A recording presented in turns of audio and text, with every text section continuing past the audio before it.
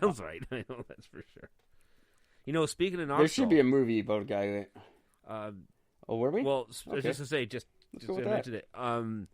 So they're in the Jackass guys are coming out with are recording a movie for Jackass 4. Yeah, they all ended up in the hospital in like the first week. Yeah, and well, apparently they've also kicked out Bam. They said, "Oh, really? You're not allowed to be a part of it because the whole point, the whole big thing is because they're all former alcoholics, you know, and so there's no drinking. Well, Bam's gone back and is back on the wagon again, or back off the wagon, I should say. He's back drinking again. And he was getting hammered and getting all belligerent and shit like this. And they said, that's it. If you're not going to be sober, you're not in the fucking movie. So they kicked him out, and Bam is pissed. Wasn't he just sobered up like last year? Yeah. This year, very recently. Very recently, he did. He did a little. He went on. He called out to Dr. Phil. He went all loopy, doing tons of drugs and alcohol. Went all just straight up fucking crazy. Dr. Phil did end up helping him. He ended up going to rehab. Then he checked himself out of rehab after being in there for, I think it was like 2 or 3 weeks. And he's basically just said, I don't need it. I can do this on my own. Started skateboarding again. But apparently he has started hitting the bottle again. And yeah, you can't do it on your own. Nobody can. No. I noticed it because before I got rid of my Instagram account, one of the things that Bam did when he was going pretty crazy was that he created his own language using symbols. You mentioned that. Yeah, using similar shit. Well, he was back on. You know, it's funny that you. So weird for you to bring this up because instead of rolling, my original name was going to be Bam Margarine. That's kind of funny. Not quite the real thing. No, yeah, it's Bam Margarine. That's funny. That sucks. Sorry, Bam. The movie will suck without you. You're one of my favorite dudes. Only because I love your hot wife.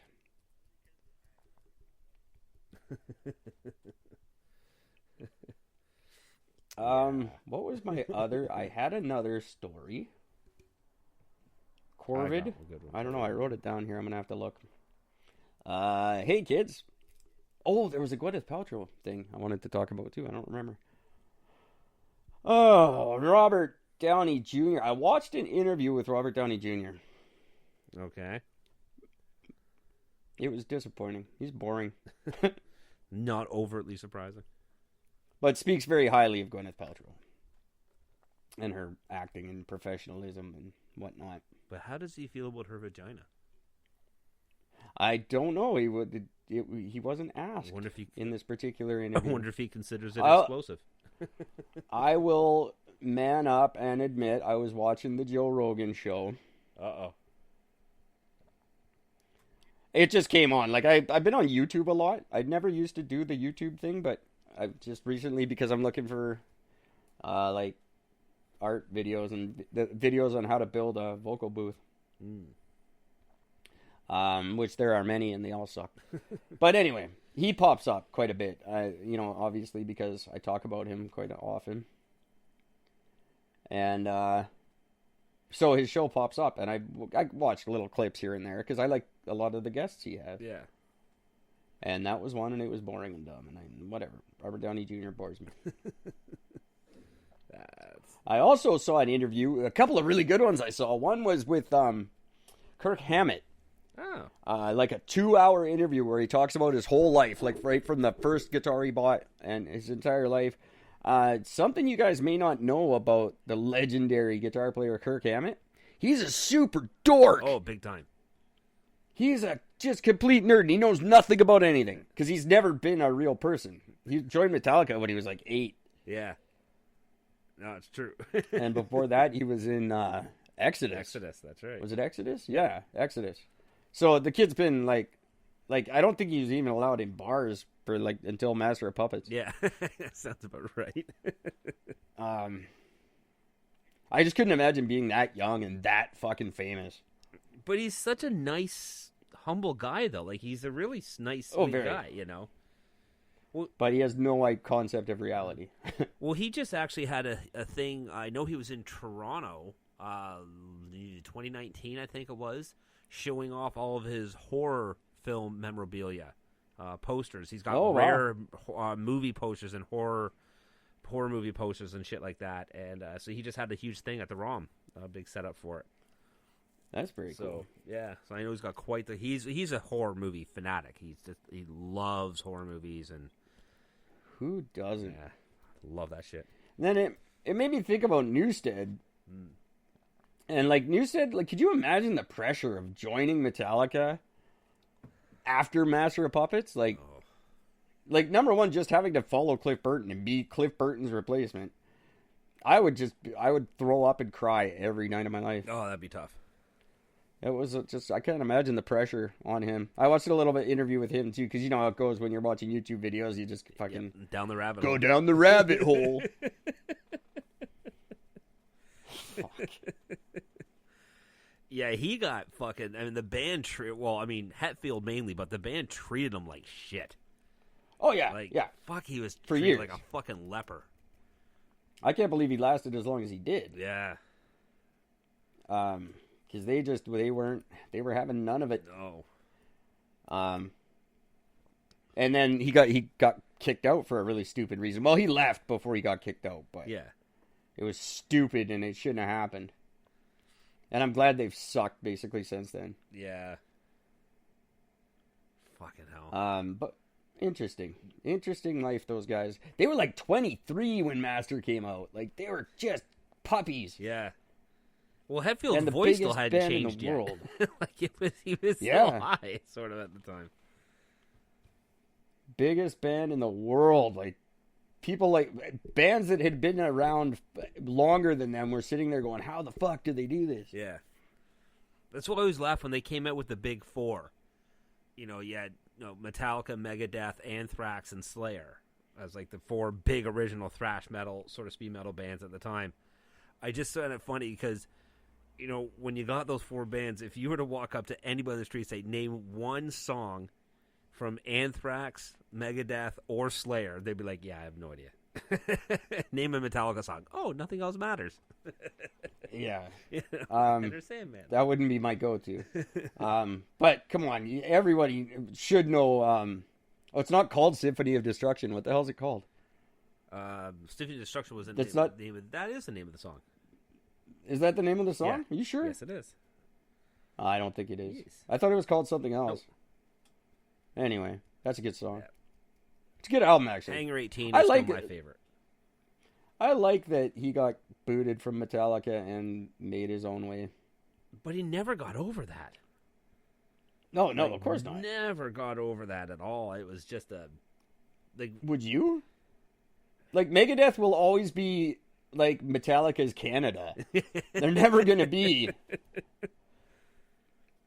Never going to be America. Megadeth was faster, heavier version of Metallica that just didn't make it as big because, face it, Dave Mustaine's vocals suck. That's really all it came down to. He was like the Geddy Lee. Their mascot kicked ass. Their mascot was... Oh, mascot was amazing. The Geddy Lee. They're the Geddy Lee of thrash. Yeah. Yeah, their mascot's like second to Eddie. Yeah. Oh, love their mascot. Love their fucking guy. That guy was great. I don't know his name. Does he have a name? He has a name. I have no idea what it is. Probably Rusty. It would make sense. I don't know. But he was cool as shit. Yeah. I liked him more than Eddie, actually. Eddie from Iron Maiden, if you guys don't know. Before I get to my next news story, speaking of Iron Maiden, have you seen these videos on YouTube? I'm just go off about YouTube like it's new. Have you heard of this new thing, YouTube? It's amazing. You guys got to see it. It's wicked. There's videos. There's these videos of this opera teacher listening to, like, people will write in and she'll listen to whatever song you tell her to. Like, shit she's never heard. Oh, yeah. I've seen a couple of those videos. And she's really good looking. She's funny. Yeah.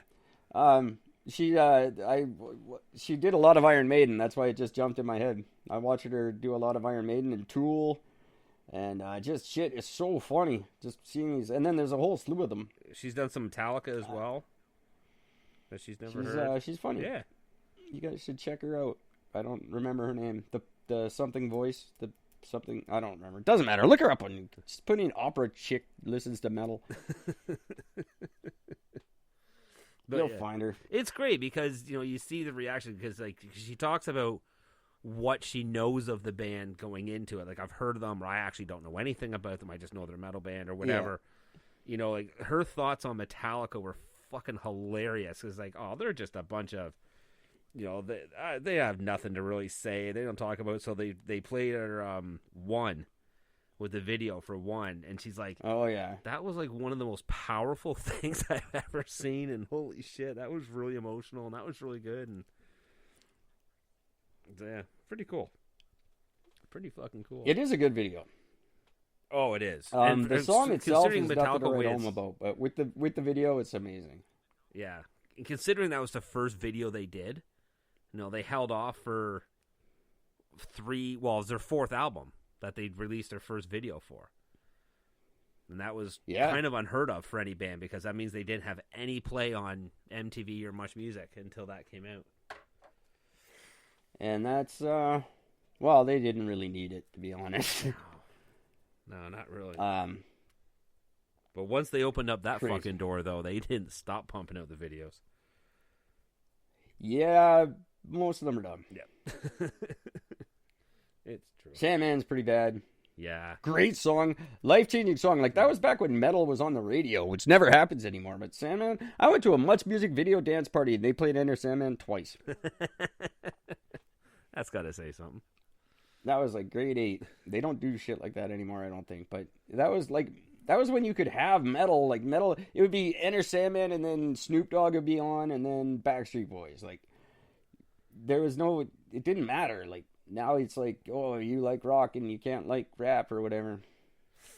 Back then, you just danced. If you could make out to it, that was cool. I still remember when I was in high school, they did the Much Music video dance party. And because I was kind of friends with, like, all the different groups, I was friends with the metalheads, the skaters, the rappers, the fucking top 40ers. I was kind of friends with everybody. So depending what song was on would sort of depend on what group I would end up sort of hanging out with, if I liked the song or not. And it was always funny when you have, like, the rap playing, all the people are out there, you know, all the rappers are out there, then everybody else is staying on the side going, this sucks. Then they played Metallica's One, because that would always got played at this fucking dance. So then, you know, the metalheads are all fucking headbanging in the corner, and then everybody else is like, this sucks, you know? Just sort of watching it all around the room. I fucking loved that night. That shit was funny. And then Guns N' Roses would come on, and everybody hated it. And everybody was on. That's it. Oh, I like this. This gets played on every station. Those were the days. Radio's not what it was. It's a good thing, I think, as far as like music industry goes. I don't know. It's kind of good and kind of bad. The record companies still kind of run everything because they run all the streaming sites. Yeah. So the same guys that you think aren't getting money are. But whatever. I don't know. I'm not in the industry anymore. I don't care. Kind of funny how that works, isn't it? But yeah, they really fucked over the artists when like Napster came around and stuff. So record companies won in the end, basically. Yeah. Another thing that's dying from our past, from our childhood, that will not be around anymore starting this year. There will be no more rolling up your rim to win. They're finally getting rid of it. Are they really? So Tim Hortons is going all digital with the contest. There's no more rims to roll because of the New World Order as it is. People were complaining about the recycling and the cup being wasteful, and you know, there's people just buying cups, and it's just fuck off. Anyway, it's dead now. It's gone all digital. Yay. And there was a few reasons. That's not the only reason. Another reason was because participation has gone way, way down. Because millennials can't figure out how to roll a rim. Can't I vape it? Do I have to roll it? That's pretty much it. They're like, what is this thing I have to touch with my hands that's not an iPhone? I don't know. So yeah, no more rolling up the rim. I think it's sad. Yeah. I don't like it. I don't like all this change. I'm at the age now where I don't have to like it. That's right. We can bitch about it. yeah, I'm officially old enough to be like, I don't get kids. I don't